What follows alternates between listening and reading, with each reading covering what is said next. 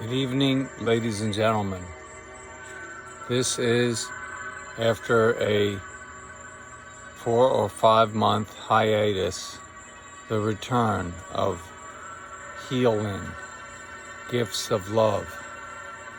Episode 11.33. This is a very special episode. From here on out, they're going to get better and better. This is the 11th chapter, and we will continue writing the 11th chapter until we're finished. So there'll be 11.34, 11.39, 11.44, 11.45, 11.54, 11.67, etc. Explanations of the golden ratio, 1.4, 1.314, and the pi, the explanations of pi, and 1.618, phi, and how the irrational numbers relate to what we need to know now about harmony and beauty and doing good for its own sake. Now, I want you to look around. I'm in the Fountain of Youth, Swamp Ape Studios. I've been wonderfully supported. I have healed. I'm in a very special place. Some call it the Isle of the Dead. This is not live, but I am alive, and I am bringing back the spirit of the United States of America back from the dead, like John F. Kennedy, back from the dead, like John F. Kennedy Jr., back from the dead, like Bobby Kennedy, back from the dead, like Martin Luther King, back from the dead, like Louis Farrakhan cannot do, like Malcolm X. What would he tell us now? What would Franklin Roosevelt and Eleanor Roosevelt tell us to do now? What would Abraham Lincoln ask us to do now? What would Alexander Hamilton speak to us now? I don't want to hear from Thomas Jefferson. He didn't free any of his slaves except for the one he had sex with upon his death.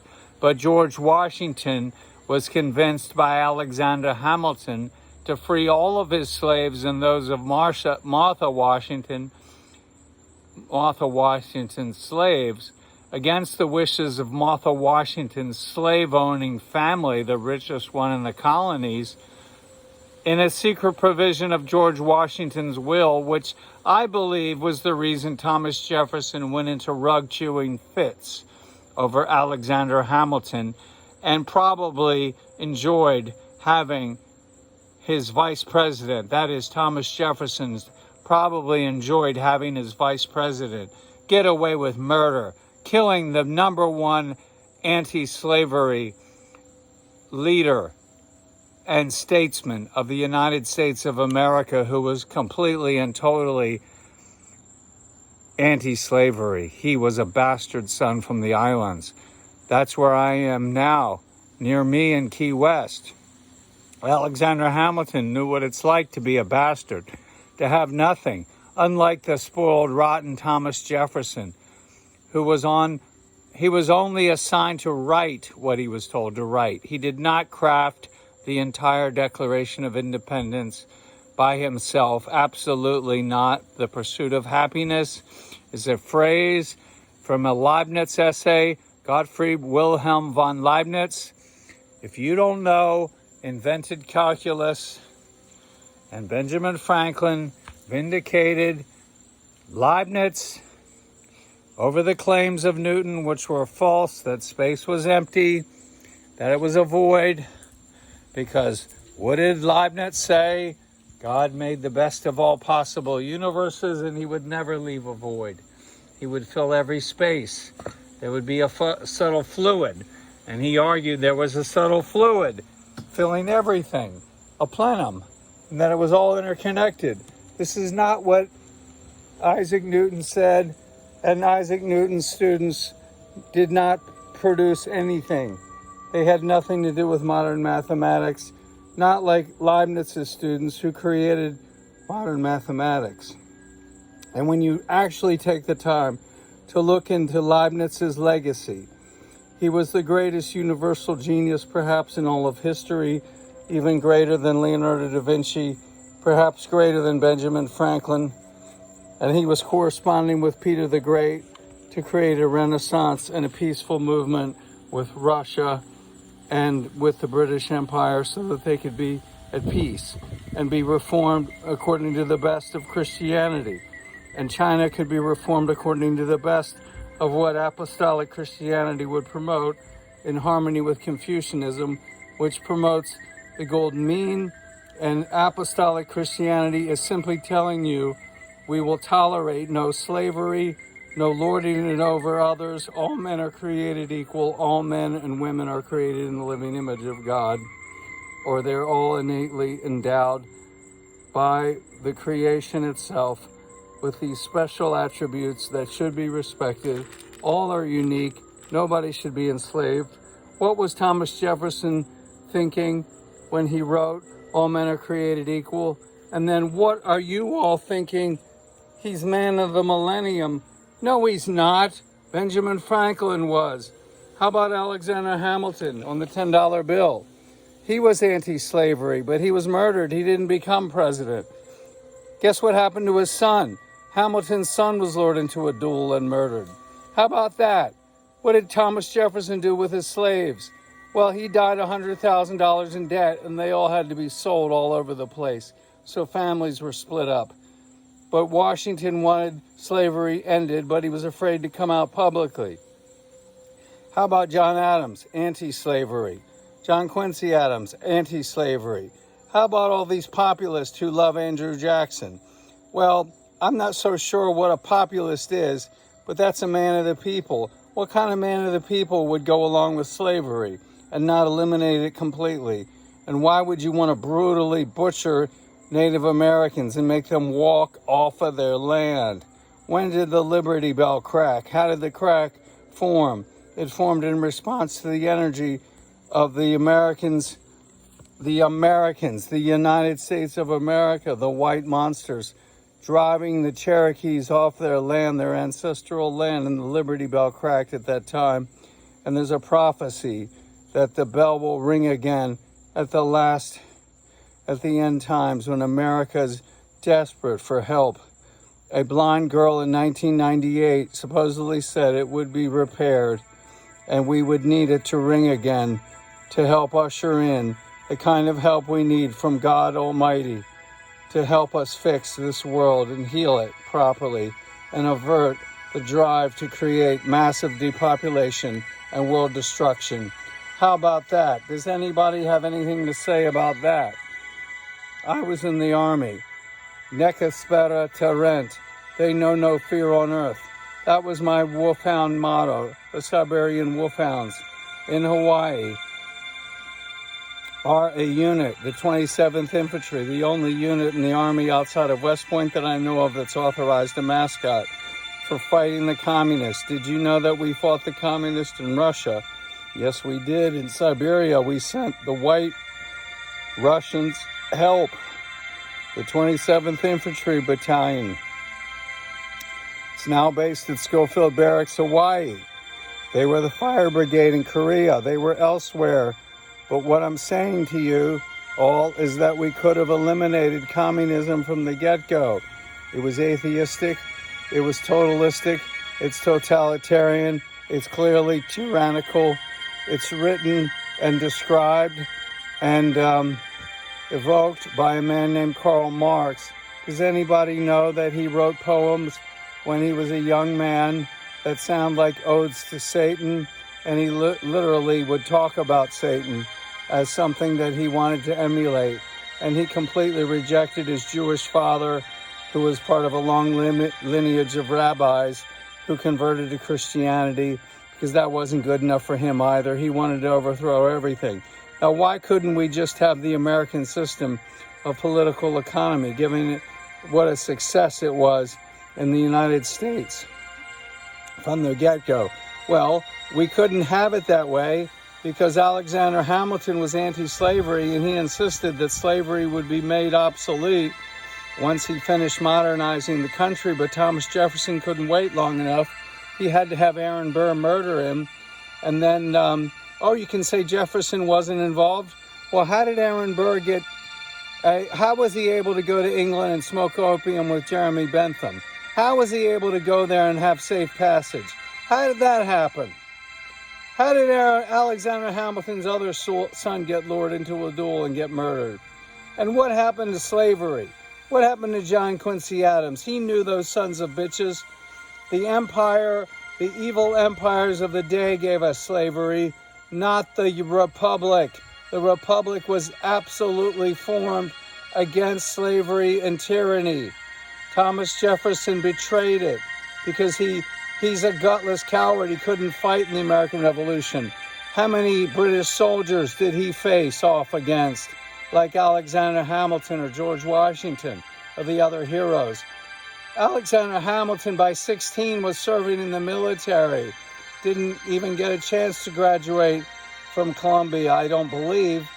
And he founded the New York Post. He founded the U.S. Treasury and organized the policies with the report on the manufacturers and the reports on finances.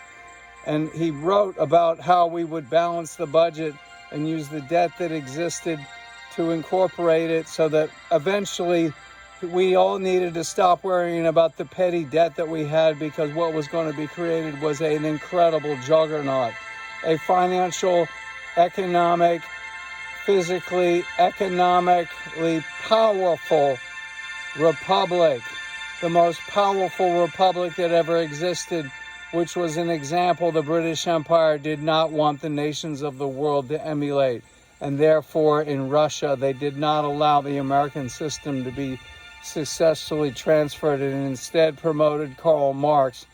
And you have to ask yourself, why was Karl Marx chased all over Europe but given safe passage to study at the British Museum?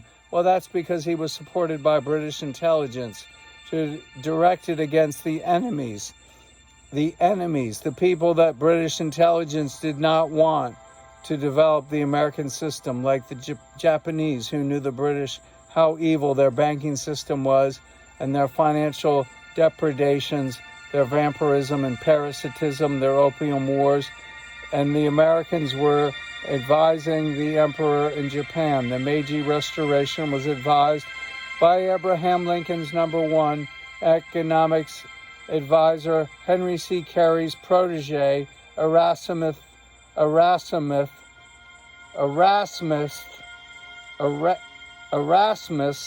Peshin Smith.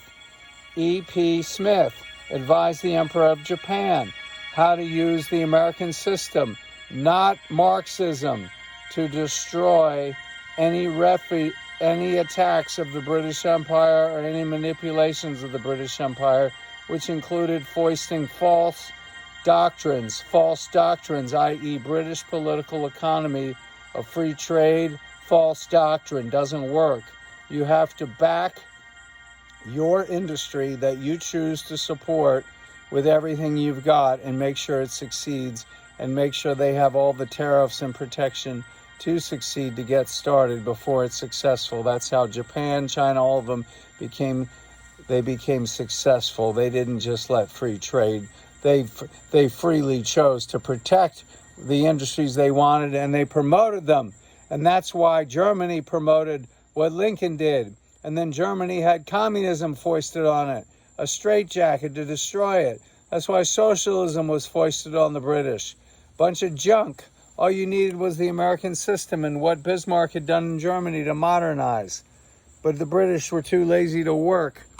The financiers wanted other people to work for them and didn't want the people of England to have a good working life, good wages like they had in Germany and the United States of America. They certainly didn't want that for Russia, so they foisted the Russian Revolution on them, and they overthrew the Habsburgs. Then they overthrew in Spain, foisted Hitler, and then Franco, Mussolini. But Mussolini was the first. That was all British intelligence with the dark side nobility in Europe, the oligarchy, the very thing the American Revolution was fighting. So really, in the end, how good is the Vatican in London, and how good is the District of Columbia? I think they're all a bunch of trouble. They've given us nothing but trouble. war, financial deprivation, and religious lies. Lies. Does anybody actually believe if they pray to the Pope that they feel any better? Do they feel any better? Do they feel any better that the Queen of England is on the throne? And do they feel any better about the Federal Reserve System? Need I say more? We need a solution. We need to clean house. I believe I'm the man to begin to introduce that solution. But the last thing we need to do is begin to go back and look at my teacher in the past, Frederick von Mieres, and lose ourselves arguing over what he did right or what he did wrong. Because what he did was he made me who I am, and I literally would kiss the ground that he walks on and do anything for anybody to show them that I am truly a product of this man. Even though he would appear to have been crazy to so many of you, I would say, no, you don't understand. Proof is in the pudding. Look at me. Look at what I'm standing for. I'm standing up and saying the Declaration of Independence needed to be followed through with a constitution and a republic, a democratic republic based on consent of the governed from the beginning. That was completely phasing out slavery within one generation. It would be gone and phased out. That's what I would have done. That's what we would have done with Lincoln. Had Lincoln been allowed to phase it out slowly, that wasn't possible. Wasn't possible not because America was founded on slavery, because the evil bankers, the bankers' empire is founded on slavery. How about that? How about people learn how to say the word oligarchy? Oligarchy is founded on tyranny and slavery. The Republic, the United States of America, the political economy of the United States of America, as Abraham Lincoln understood it, is a book written by Henry C. Carey, C-A-R-E-Y. Has anybody heard of it? His father published Edgar Allan Poe's works. Has anybody heard of Edgar Allan Poe, who may also have been murdered because he was a cryptographer and involved with American intelligence? And in France, they were trying to restore the Benjamin Franklin networks to establish a limited monarchy, a constitutional republic that still had the monarchy for stability in France. But all of that was thwarted by British intelligence, who got their revenge because the British helped who? The United States. And of course, by 1812, the bankers had complete control over everything. And the way they redid the Bank of the United States of America did not work to free us very well. And by the Panic of 1837, we were headed straight for crisis in the Civil War. And then Lincoln was murdered. And then we got it again with Franklin Roosevelt almost ready to fix everything, and he was poisoned before the war was over. And then JFK wanting to turn on the deals his father had made with the mafia. Come on, man. Joe Kennedy made a deal with Aristotle Onassis, the head of the heroin trade and smuggling and bootlegging. So the Kennedys got their alcohol, the Roosevelts got their opium and heroin, and the other people selling opium and heroin had it brought into the country by the shipping magnates who brought it in. And JFK was killed, and when you kill your rival, you get the girl. And I think that Patrick Bouvier Kennedy was born in August 63, probably didn't die, and they switched the babies and put him somewhere, but who cares where he is now? Maybe you're looking at him right now. Who gives a flying fuck? What I'm saying to you is that this country is in deep shit, and you're crazy if you voted for Biden or Trump and you think either one of them would do anything for you. You'd have to be out of your fucking mind. Out of your mind.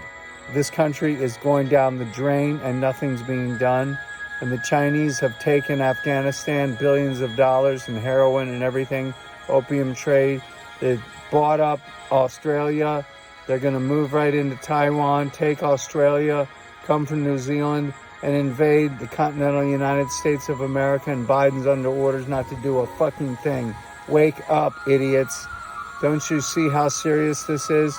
We don't have very much time, and I'm not sure if this video will even be allowed to be on YouTube very long.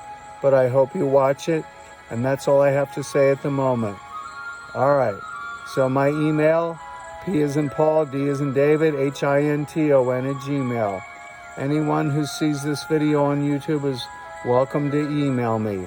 PDHINTON at gmail.com. No phone numbers at the moment. And that's enough. May God bless your days and days ahead all the more. And may the goddess shine her love on you as she has with me. Thank you for listening. I look forward to sharing with you part 4 of chapter 11.